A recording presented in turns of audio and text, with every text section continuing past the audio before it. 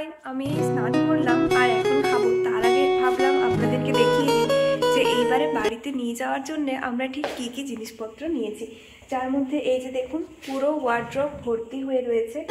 তো এগুলোই আপনাদেরকে ডিটেলসে দেখাবো। দুপুরের লাঞ্চ এমনিতে আমরা 1টার দিকেই করে নিই, তবে মাঝে মধ্যে দেরি হয়ে যায়। আজকে যেমন 12:30।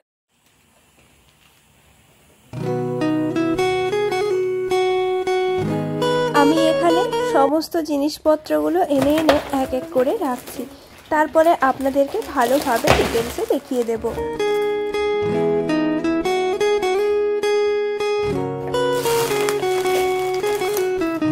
এরকম শামুক ঝিনুকের চকলেট নিয়েছি, যে সি সেলস বেলজিয়ান চকলেট, এগুলো খেতে কিন্তু খুব ভালো হয়। এরকম নিয়েছি 4 প্যাকেট মতো, 4টেই বেলজিয়ান। এখানে বেলজিয়ান চকলেট বেশ ফেমাস। এরকম 4 প্যাকেট নিয়েছি। এরকম টাইপের চকলেটগুলো সবাইকে দিতে বেশ পছন্দ হয়। এই যে এরকম আছে, সব আলাদা আলাদা ফ্লেভারের। যেমন এটা হচ্ছে হেজেলনাট, এটা হোয়াইট চকলেট, এটা ডার্ক চকলেট, এটা আছে যে ফুডটা খেতে বেশ ভালো, সেই টেস্টেই। এটা হচ্ছে হেজেলনাট।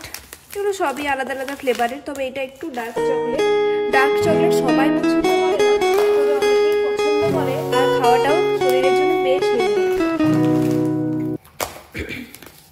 এখানে মিল্কার দুটো নিয়েছি, এই দুটো হচ্ছে ওরিও, যেটা আমার ভাইয়ের খুব ফেভারিট। আর এই পিস্তা দুটো প্যাকেট নিয়েছি। এখানে নোটেন পিস্তাটা বেশ ভালো পাওয়া যায়, বেশ টেস্টি হয় আর ভালো পাওয়া যায়, তাই দুটো প্যাকেট দুটো বাড়ির জন্য নিয়ে নিয়েছি।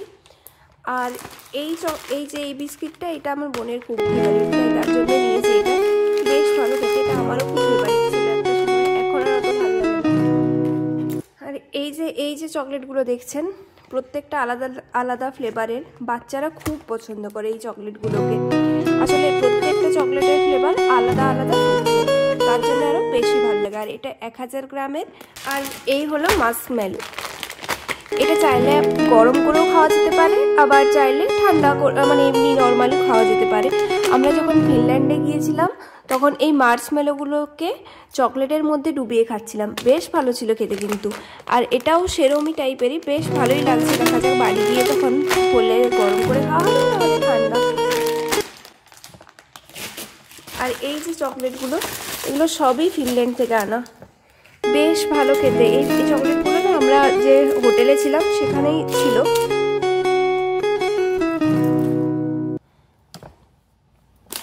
এখান থেকে যখন আমরা যাই তখন বেশিরভাগ সময় চকলেটই নিয়ে যাই, কারণ এখানকার চকলেট বেশ ফেমাস আর বেশ ভালো চকলেট পাওয়া যায়। তার মধ্যে এই চকলেটটার এবারে বড়টা পাইনি, তবে এটা নিয়েছি, এটাও বেশ ভালো খেতে হয়।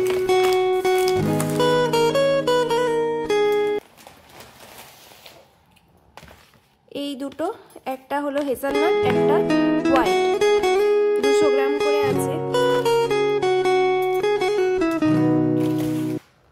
এখানে কয়েকটা বডি ওয়াশ নিয়ে নিয়েছি আমি, এই যে বডি ওয়াশ। আর সেন্টার স্মেল কিন্তু অসাধারণ সুন্দর, এই যে। আর এই বডি ওয়াশ, আর একটা ওরকম টাইপের চকলেটের মিক্স, এই যে। এই চকলেটটা আছে 500 গ্রাম, এটা 1000, এটা 500। আর এই চকলেটটা তো এবারে একদম ফেমাস চকলেট, ল্যাপল্যান্ড থেকে নিয়েছিলাম আমরা। ল্যাপল্যান্ডের চকলেট খেতে বেশ টেস্টি থাকে আর অনেকটা মেল্টিং টাইপের হয়। আর এটা বড়দের জন্য মিন্ট ফ্লেভারের চকলেট। আসলে বড়রা তো নর্মাল চকলেট খেতে অতটা পছন্দ করে না, তাই ওদের জন্য এই ফ্লেভারটা হয়তো ভালো লাগবে সবার। আর একটা চিপস নিয়েছি, এই চিপসটা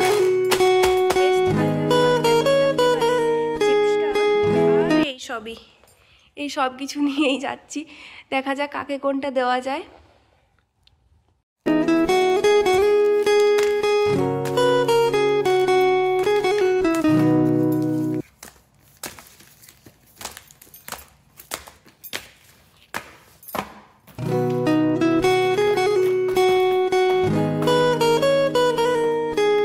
চকলেটগুলো সব গুছিয়ে রেখে দিলাম, এখনও প্যাকিং করিনি।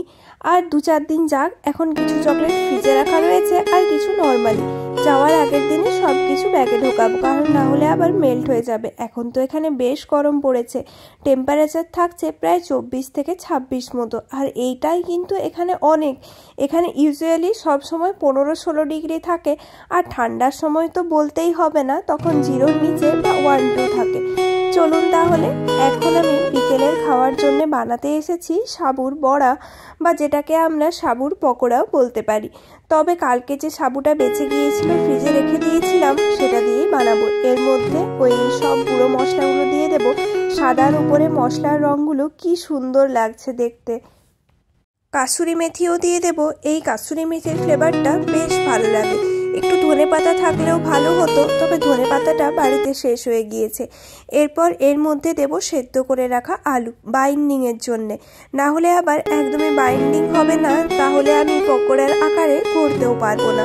একটা আলু আমি সেদ্ধ করে নিয়েছি, ওটাই এর মধ্যে দিয়ে দেব। তারপর পেঁয়াজ আর লঙ্কা দিয়ে বেশ ভালো করে মাখাবো। আলুগুলো একটু দানা দানাই রাখবো, যাতে মুখে পড়লে বেশ ভালো লাগে। আর একটু পরিমাণ মতো নুনও দিয়ে দিই। তারপরে হাত দিয়ে সুন্দর করে মাখাতে হবে। এসব পকোড়া বা বড়া যাই বলুন না কেন, সেগুলো হাত না লাগালে যেন তার স্বাদ আসে না।